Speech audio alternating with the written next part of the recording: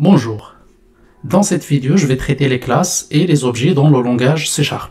Comme on a dit, une classe, c'est une maquette ou c'est un mode qui va nous permettre de créer les objets. Et les objets à leur tour, ce sont des variables un peu plus complexes par rapport à ce qu'on a déjà vu. Donc pour créer une classe, il suffit de faire un clic droit avec la souris sur le nom du projet, faire ajouter, et ici vous avez classe. Et à ce moment-là, vous allez donner un nom à votre classe. Dans ce cas-là, je vais donner un exemple que je vais appeler étudiant. Remarquez ici que le nom d'une classe commence toujours par une majuscule. Si je fais ajouter, vous voyez ici dans l'arborescence de mon projet, j'ai étudiant et j'ai programme. Donc j'ai une classe étudiant et j'ai une classe test étudiant à l'intérieur de laquelle il y a la méthode main qui va nous permettre d'exécuter notre code. Donc vous voyez ici la classe étudiant qui est créé et la classe test étudiant. Et il y a aussi une autre méthode de faire. Pour cela, je vais d'abord supprimer la classe que j'ai créée ici. Je viens en bas de la classe test étudiant où il y a la méthode main. Je fais un public classe et je donne un nom à ma classe. Dans ce cas-là, étudiant. Après, je vais faire deux accolades. Et voilà, ma classe, elle est créée. Donc, je fais un public classe et je donne un nom à ma classe. Et comme je l'ai dit tout à l'heure, le nom de la classe, il commence toujours par une majuscule. Vous pouvez également créer votre classe en haut de la classe main, ici. Mais ce que je vous conseille, lorsque vous faites un projet un peu plus complexe, de mettre chaque classe dans un fichier, comme on a fait au début. Mais ici, pour des raisons de démonstration, je vais garder la classe étudiant à côté de la classe main. Comme ça, vous voyez un peu ce que je fais dans les deux classes. Dans une classe, il y a 4 éléments principaux à savoir. Le premier élément, ce sont les attributs. Le deuxième élément, ou le deuxième concept, ce sont les méthodes. Les attributs, ce sont tout simplement les données d'une classe, ou les variables qui sont associées à chaque classe. Dans le cas d'un étudiant, je peux trouver le nom, le prénom, l'âge, la note ou pas mal d'autres attributs. Donc on peut mettre autant d'attributs qu'on veut dans une classe. Et en ce qui concerne les méthodes, ce sont tout simplement les traitements ou la manière avec laquelle je veux utiliser ces données-là ou ces attributs-là. Il y a d'autres concepts, surtout les constructeurs. Et le dernier, c'est les accesseurs. Donc on verra ces éléments-là un par un. Donc par exemple pour les attributs, pour un étudiant, on peut trouver le nom. Et dans les attributs, il y a toujours ce qu'on appelle l'encapsulation. Ce concept de l'encapsulation, je ne vais pas l'expliquer dans cette vidéo, mais je vais lui réserver une vidéo entière. Le deuxième attribut, private, prénom. Le troisième attribut, ça doit être private, int, âge. Et le dernier attribut dans ce cas-là, ça va être private, double, note. Donc vous voyez ici, ce sont un peu les informations qui sont liées à un étudiant. Si vous avez par exemple une classe voiture, vous aurez moteur, carburant, des choses comme ça. Si vous avez une classe maison, ça va être la surface, nombre de fenêtres, nombre de portes, ainsi de suite. Donc pour les constructeurs, on fait un public, le nom de la classe, et c'est étudiant. Et entre parenthèses, je vais mettre toutes les variables qui sont ici, c'est-à-dire tous les attributs de la classe. Dans ce cas-là, string, nom, et double, note. L'essentiel ici, dans les noms des variables, je peux toujours les modifier. Par exemple, là, je vais mettre un underscore devant chaque variable. Vous pouvez les appeler comme vous voulez, mais l'essentiel, c'est qu'il faut respecter les types et le nombre de variables que vous avez ici. On verra dans une vidéo prochaine que les constructeurs, ils peuvent être de plusieurs types. Mais pour le moment, ce qui est très important dans cette vidéo, c'est de comprendre comment on crée une classe. Et à l'intérieur du constructeur, je vais mettre thisNom reçoit nom, thisPrénom reçoit prénom, et en dernier lieu, thisNote reçoit note. Donc je dis tout simplement à mon constructeur, je vais te donner des variables qui sont nom, prénom, âge, note lors de la construction des objets. Et à ce moment-là, dans ces éléments-là, tu vas mettre ces variables-là. On verra ça par la suite avec des exemples. Et le troisième concept, on a dit les accesseurs ou les setters et les getters. Ce sont des moyens ou des techniques qui vont me permettre d'assigner des valeurs à ces variables-là, ou tout simplement de retourner les variables qui sont déjà assignées à ces variables, ou à ces attributs de la classe. Ben, quand on verra un exemple, ça sera beaucoup plus clair, pas de panique pour le moment. Je suis juste en train de vous montrer un peu la structure d'une classe, ou comment faire une classe. Donc le premier à faire, ou le premier getter ou setter à faire, c'est public.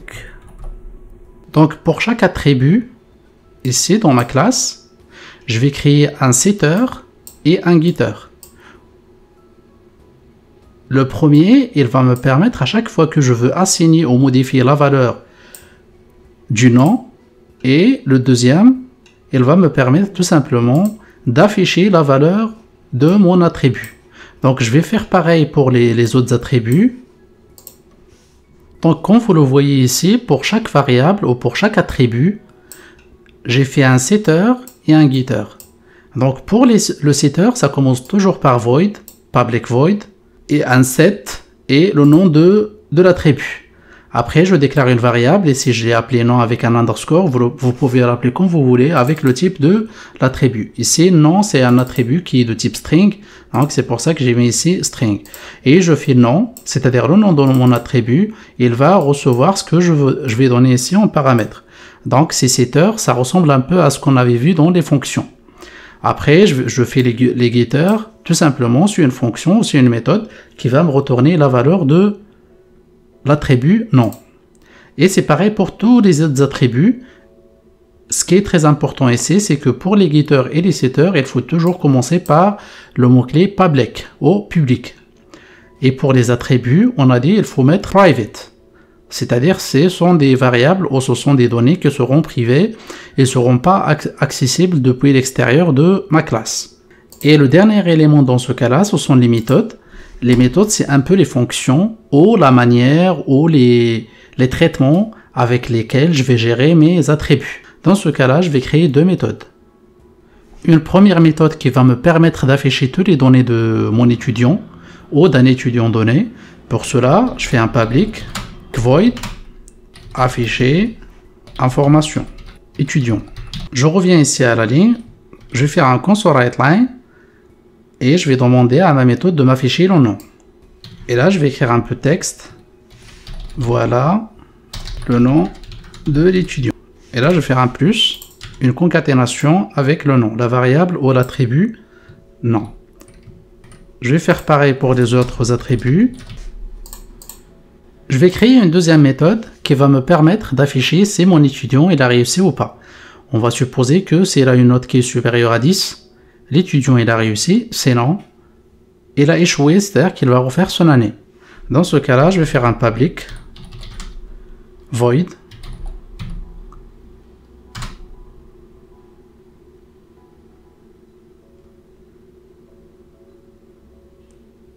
et je vais donner un nom à ma méthode. Dans ce cas-là, réussir. Vous pouvez l'appeler comme vous voulez. Et à l'intérieur, je vais faire mon traitement.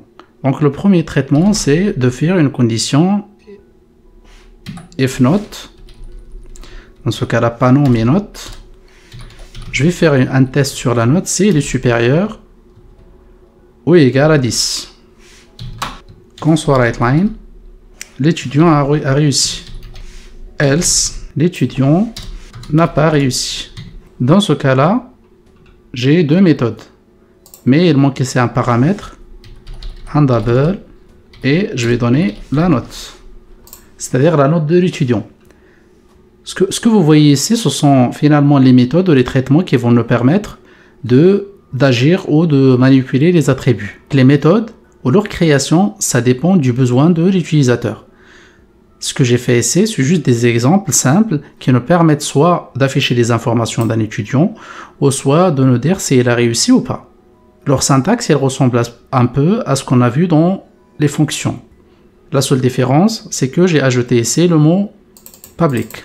Avant de passer aux objets, je vais récapituler un peu ce que j'ai fait jusqu'à maintenant. Donc je crée d'abord une classe, après je crée les attributs de la classe, Ça peut être n'importe quoi, ça peut être n'importe quelle information que vous voulez ajouter ici. On peut toujours ajouter l'adresse, numéro de téléphone, l'adresse mail, ainsi de suite. Par la suite, je crée le constructeur de la classe.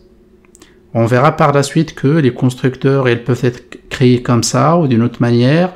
On peut réduire le nombre d'attributs qui est à l'intérieur d'un constructeur ou tout simplement créer un constructeur par défaut. Et la deuxième des choses, ou la troisième des choses, c'est ce qu'on appelle les accesseurs ou les setters et les getters. Donc pour chaque attribut, je crée un setter et un getter. Donc faites attention ici, la différence entre les attributs et les accesseurs, c'est tout simplement ce qu'on a appelé l'encapsulation. Ici on a private, mais ici on a le mot clé publique. Et c'est un concept que je vais expliquer dans une vidéo plus tard. Et par la suite, on avait parlé des méthodes. Ce sont des outils tout simplement qui nous permettent de faire des traitements ou des manipulations sur les attributs. Donc maintenant, j'ai créé la classe, j'ai toutes les informations ici sur ma classe, mais si j'exécute, j'aurai un écran noir où il ne s'affichera rien. Pourquoi? Parce que tout simplement, jusqu'à maintenant, on a fait ce qu'on appelle un moule ou une maquette. C'est-à-dire, on n'a pas créé d'objet. On a juste fait une moule. C'est comme le cas des fonctions. Quand on avait créé une fonction, tant qu'on ne l'a pas encore appelée, il ne se passera rien, même si on exécute le programme. Donc, c'est la même chose ici. Vous ne voyez rien sur la console. Pour exploiter cette classe, il va falloir créer ce qu'on appelle un objet. Pour cela, je vais dans la classe main et je vais créer un premier objet étudiant. Pour cela, j'ai créé étudiant, c'est-à-dire le nom de ma classe, et je donne un nom à mon étudiant. Dans ce cas-là, je vais l'appeler E, ou bien E1, c'est juste pour la démonstration. Et je vais faire le mot-clé new, étudiant, avec un point virgule. Là, vous voyez ici que ça m'affiche normalement un truc qui est souligné en rouge, ce qui veut dire qu'il y a une erreur. Pourquoi? Parce que ici, j'ai créé un constructeur pour ma classe, donc il va falloir remplir toutes ces informations qui sont ici, c'est-à-dire un nom, un prénom, l'âge et la note à l'intérieur de étudiant. C'est pour ça que ça sert le constructeur. Si je fais pour le nom Isabelle, et pour le prénom avec une virgule ici, pour le prénom, on la croix, juste pour la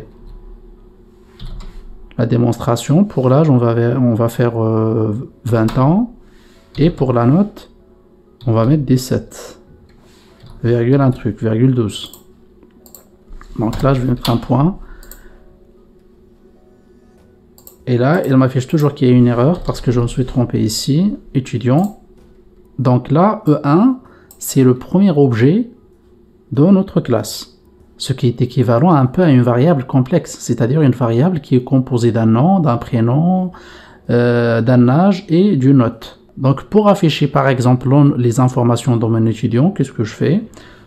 Je donne le nom de mon objet et ici vous voyez qu'il m'affiche toutes les variables que je peux appliquer à mon objet.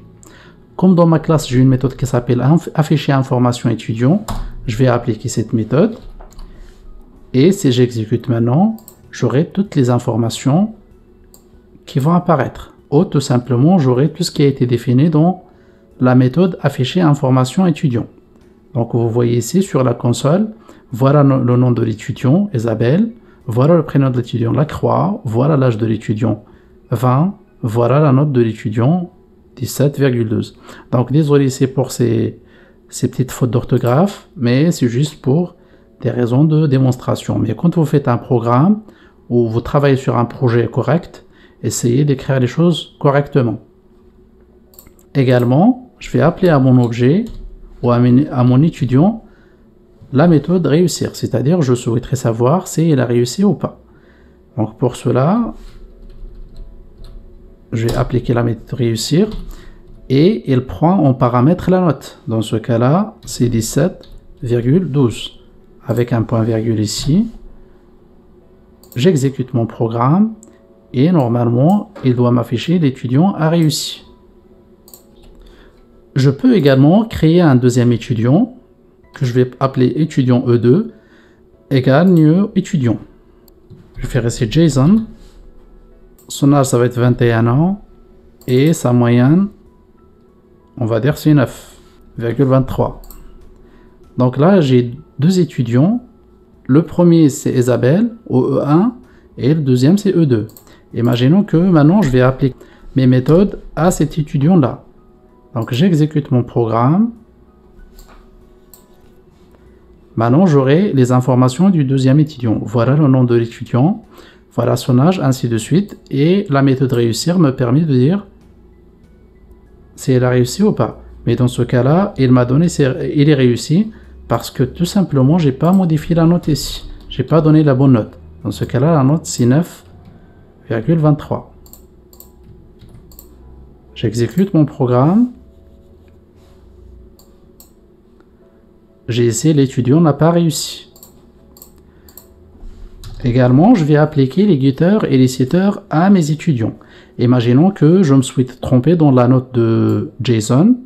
Donc, je vais lui donner maintenant une note de 10 ou de 12. Ce que je vais faire, c'est que je vais faire E2.setNote.